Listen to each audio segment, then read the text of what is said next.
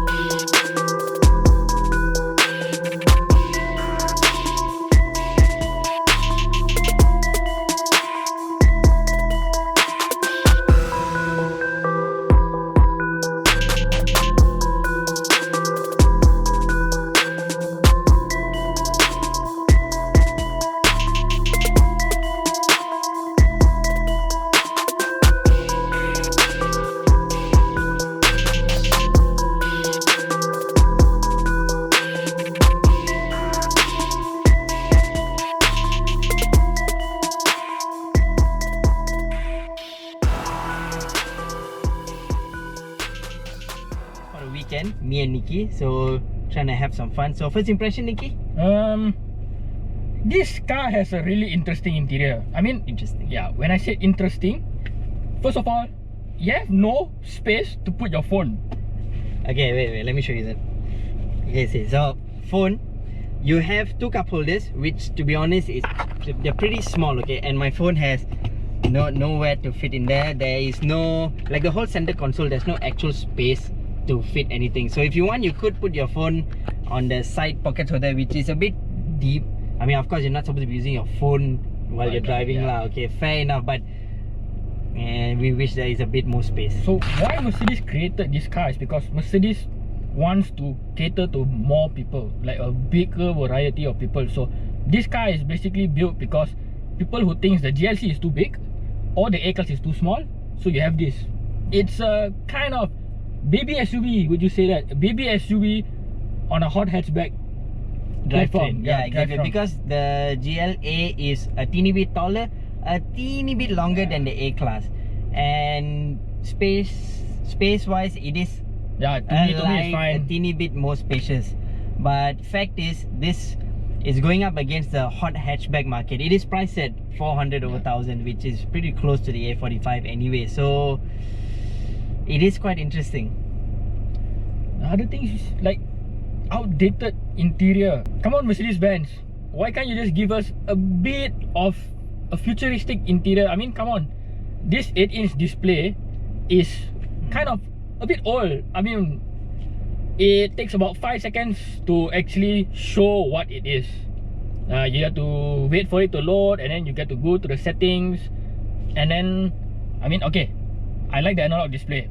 To me, this is... Oh yeah, finally the dials are there. The dials are red. But you got to remember that this car is technically on an old platform, so that's why everything is not updated technically. Like, I mean, we need to wait for the new GLA45 to come, I think. Yes, exactly. But that being said, like this car 2017, okay, this car was launched 2017. I know it's a bit long, so that's why you don't have the full 10.25 inch twin displays and all that.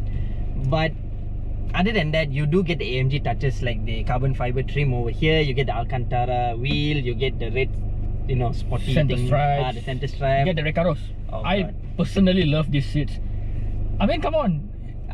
We as a person that prefers track driving, I mean, giving you these seats like for Recaro for the weekend is like, oh, so plush. I mean, to me, I love these seats, man. Okay, they are nice if you're only driving on the track. That's all I'm gonna say. Alright, that's all I'm gonna say. But they look good. Honestly, they look super good. Like the whole trim, they really scream performance. Yep. So anyway, I'm gonna be bringing you the performance review of the GLA45, taking up to Genting and doing a couple of launches here and there. And Nikki is going to be bringing you the full practical lifestyle experience with the GLA45. More cruiser style video kind of thing. Yeah, exactly. So let's get to it. Alright, so let's move on to something more interesting. Launching. So YouTube is full of these videos, everybody knows it. Like, that's what these hot hatches are famous for. Like 2-liter engines, huge turbo, 375 horses, 475 newton meters of torque. You got the all-wheel drive system, you got a DCT gearbox, 7-speed, so it's gotta be epic. And there is a launch sequence for all of this, okay? So you start by putting it into D, obviously, and put it into race mode. You go into manual mode for the gearbox. Traction control goes into the sport setting. You got your left on the brake, you pull both pedals, and it says confirm pedal up. You hit the pedal up, it says depress accelerator, you depress accelerator. Holy shit! Oh, okay, that's all the gear shifts for you, my god.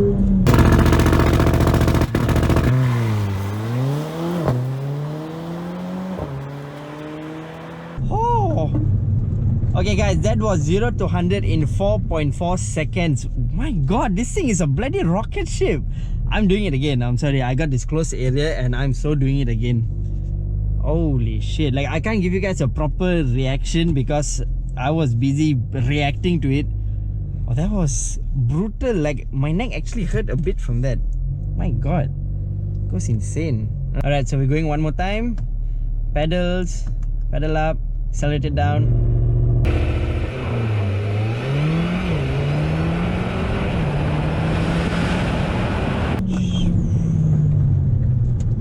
Whoa, seriously, that was one hell of a launch, guys. I mean, okay, I gotta hand it, this car is insane. Like,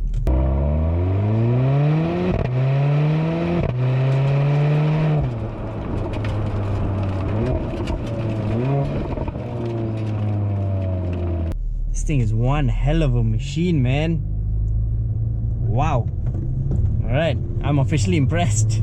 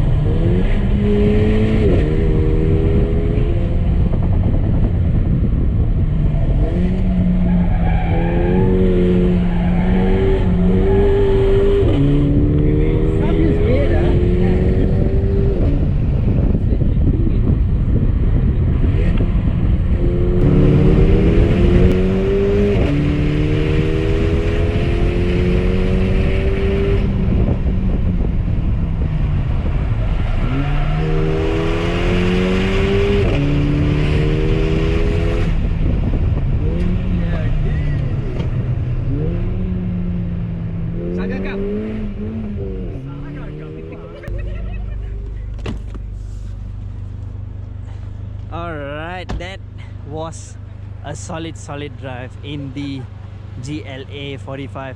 I got my friend here who's helping me shoot the car. So let me give you a quick little, okay, my impression on the GLA45 on the way up here. Like, it's middle of the night, the traffic was a bit iffy, but the roads were a slight bit of dampness going on here and there. The good thing is 4matic, so all-wheel drive system going on there, but I have to admit that it is not the most predictable. So one corner the car may react a certain way, and the next corner it reacts slightly differently. So for somebody who has a specific driving style, it kind of gets in the way initially until you get used to it, because then you get understeer in one corner, but when you drive it the way you assume it doesn't understeer, but then it may oversteer or something to that effect. I guess you guys need to feel it more, but what I felt mainly was, if I would put it into a word, is inconsistency. That being said, if you just rein it in a bit and you don't try and defy the laws of physics, it actually puts down all of its power. You get a ton of grip. There's actually no issues there unless you're trying to do a hot lap or a time attack or something on public roads, which you shouldn't do anyway. There's a lot of stuff to enjoy on this car. You know, the brakes are huge, they didn't give me that much issues. You got 20-inch rims on the 45, you got a pretty good interior. The seats, which may not be that comfortable, but Nikki will be telling you more about that. The seats do a brilliant job of keeping you definitely hugged in shape when you're going on the touge roads. I had no issues there at all. Downforce, you don't need to worry. Yes, the wing is there. I'm not sure if it actually puts down power or not. Puts down downforce, but the four-wheel drive is there already to help you out. So other than that, the car feels pretty planted. The power is no issues. The DSG is a tiny bit sluggish, but once you're completely on it, there is no issues whatsoever. You bang gear, up, down, no issues at all whatsoever. So that is something I definitely enjoyed. The power band kicks off. I know the paperwork may not back me up on this, but realistically it kicks off from about 3,000-ish. The good thing is it goes all the way to the red line, which is rare for turbocharged cars. You know, I mean, it is just a 2 litre, it puts out 375 horse, and it revs all the way to 7, okay, 6-ish, but you can keep your foot in it because it is still putting down all that power. That is something I enjoyed very much, because for a brief moment, if you forget the turbo lag at the start, it actually feels like a naturally aspirated car. So that is my opinion on the GLA45 from its performance point of view, taking up on the touge. Now I'm going to pass it on to Nicky Liu, who is going to be enjoying the car on his daily drivability, taking up on a long journey. So on to Nicky. So Damesh will review the power, the performance, the ride up Genting Highland with the car, while I'm doing the long distance journey. I'll be covering about the comfort, I'll be covering about the fuel. So just to keep you guys updated, right now I have already done 380 kilometer. I've done about 5 hours plus driving the car. So comfort wise, to me the seats are fine. I don't feel tired driving the car. Well, I know it hugs me well. It's a sport seat. I mean, you buy a GLA45, it's a high performance car, you don't expect the seat to be comfort, but to me it's good enough. 5 hours in the car and it does not tire me out. So about fuel, now right now I'm going to take you guys through the fuel. Right, just to keep you guys updated on the fuel. Right now it's showing me I have 502 kilometer on the range, and it's just right above half tank. So if you can see the trip meter, I've done 394 kilos. This is on a full tank. I didn't refuel or anything like that, because people claim that this car eats fuel, but according to me, I've been driving about 80% highway, 20% on jam town drive. So far so good. Alright, it's showing me I've been doing 9.7 litre per 100 kilo, which is pretty damn good for a GLA45 considering it's a high performance vehicle. Right, keep you guys updated when I finish the tank, and then let you know what's my final figure for the fuel consumption. Alright guys, so here's the update for the fuel. I'm at a petrol station. I'm going to fuel up for my journey back home. Currently it's a bit above a quarter of fuel left in the tank, and I have about 134 kilometer range.